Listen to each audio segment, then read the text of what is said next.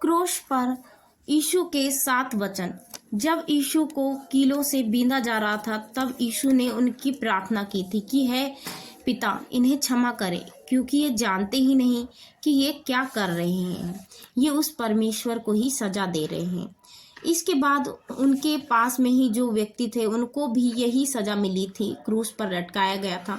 तो वो बहुत ज़्यादा विनती करते हैं कि यीशु के साथ रहने के लिए। तो यीशु से कहते हैं, तो यीशु उनसे कहता है कि मैं तुझसे सच कहता हूँ। दूसरा वचन में वो कहते हैं कि मैं तुझसे सच कहता हूँ कि आज ही तू मेरे साथ स्वर्गलोक में होगा। इसके बाद यीशु ने अपनी माता और उसके चेले को, जो उसके पास में ही खड़ा था, तो उससे कहा, जो तीसरा वचन में कहा है कि हे नारी, देख ये तेरा पुत्र है और ये तेरी माता है।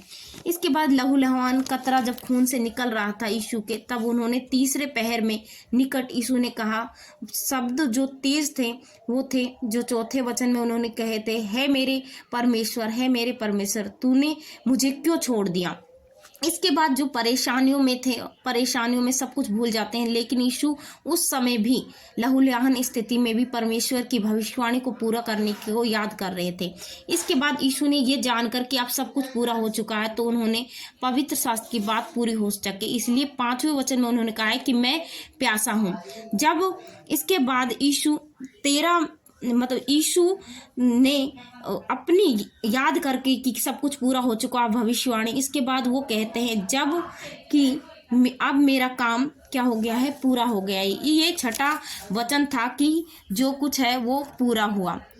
और जो 7वां वचन था, इसमें वो बड़े शब्दों से पुकारते हुए कहते हैं कि हे पिता, मैं अपनी आत्मा तेरे हाथों में सौंपता हूँ, और ये कहकर अपने प्राण छोड़ दिए। यीशु ने जो कुछ किया वो सभी परमेश्वर की भविष्यवाणी को पूरा कर रहे थे, इसीलिए जगत की भलाई के लिए उन्होंने अपने प्राण को त्याग दिया।